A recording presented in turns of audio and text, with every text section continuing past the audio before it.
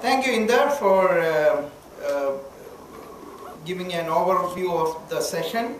Although originally we were thinking about looking at all major issues pertaining of NRIs and PIOs with India, this includes the one on consular services, passport surrender and issuance of Indian visa.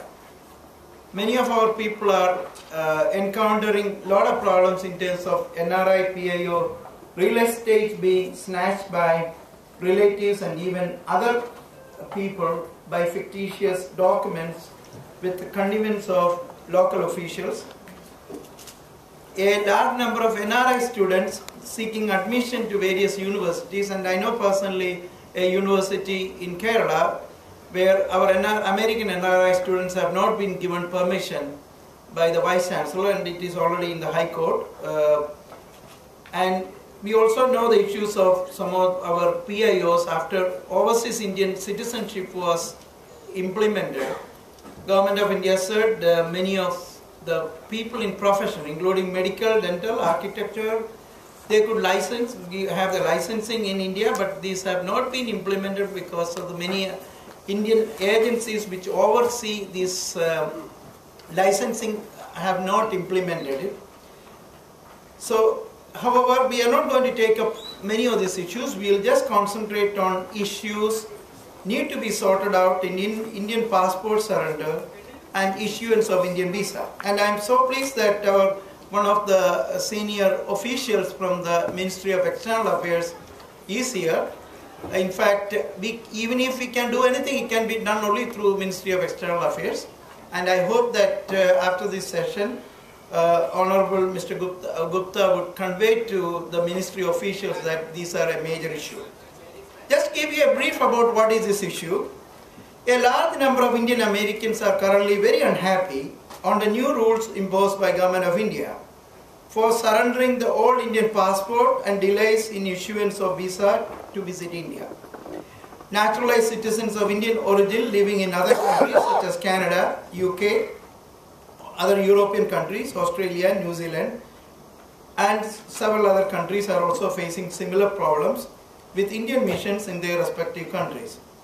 It all started in the third week of May when the Indian Embassy and Consulate started charging $175 for surrendering the old Indian passport and additional fees of $200 or more for any consular services used by naturalized citizens. For example, a family of 4 applying for Indian entry visa or overseas Indian citizenship, in addition to the fee of over $1,000 or more for the service, ended up paying additional penalties for passport surrender and other fees actively amounting to thousands of dollars. An online campaign by GOPIO to the Prime Minister of India was signed by over 32,000 people in 10 days, and Government of India relented and surrender fee was reduced to $20 for those who had become naturalized citizens before June 1st, 2010. However, there are several other issues which need to be sorted by Government of India.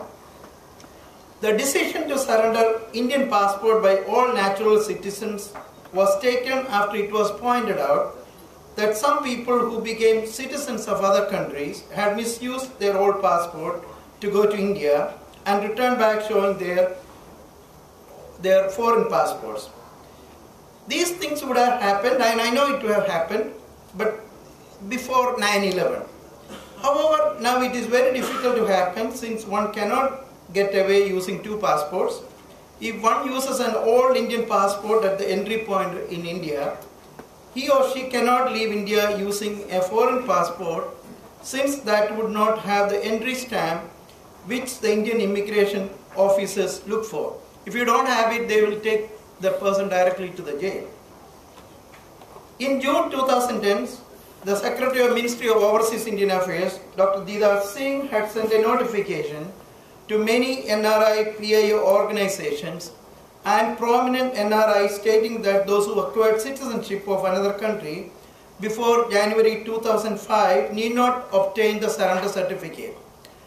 This decision was taken at a joint meeting of the officials of 3 ministries, MOIA, Ministry of External Affairs and Home Ministry. However, the Home Ministry officials went back on this decision and this was never implemented. So everyone has to get the surrender certificate. Now the question, why are the diasporic community unhappy and angry? The Indian missions, particularly in USA, Canada, UK, Australia and few other countries, cannot cope up with this additional work. There are over 1 million people in USA alone who are naturalized citizens originally from India. The Indian missions do not have sufficient staff to service them.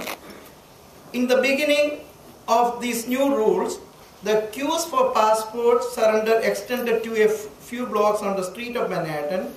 It was disturbing the daily life of people in those blocks.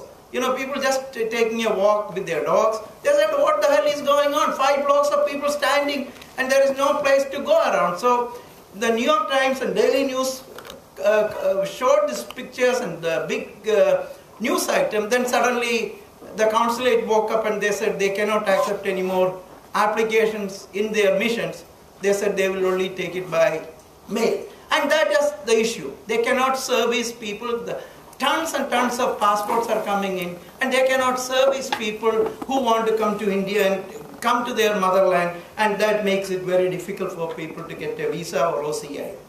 Those who have become citizens of other countries several decades ago, they face even much bigger problems. Many of them do not have their old passports after 20 or 30 years of taking foreign citizenship.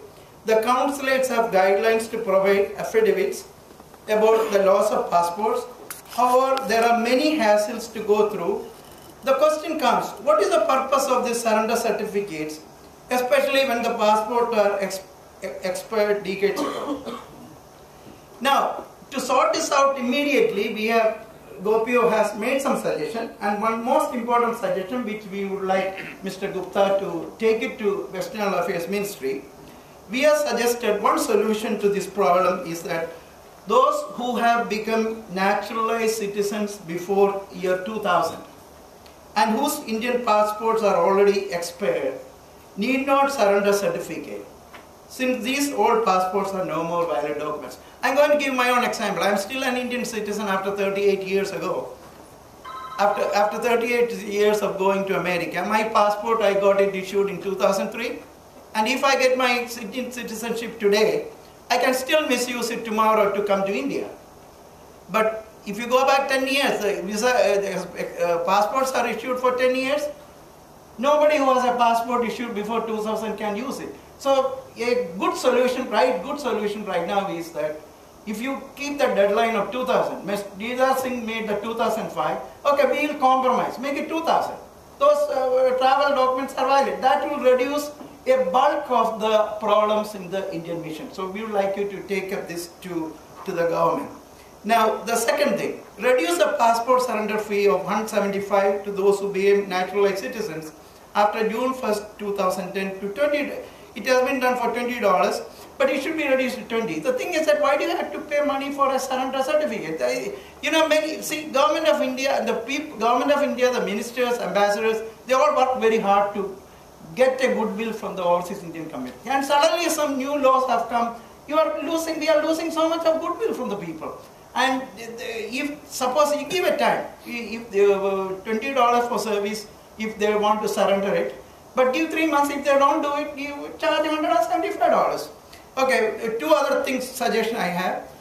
GOPIO also requested Government of India should relax current rigid requirements to obtain surrender certificate for those whose passports have been misplaced.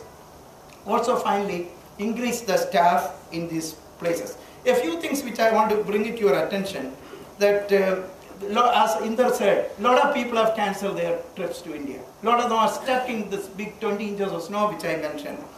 You know, I know cases where some people who took their parents back to USA and other countries, they're dead. They want to get buried in their home country. They can't come. The dead bodies are stuck there. They cannot come.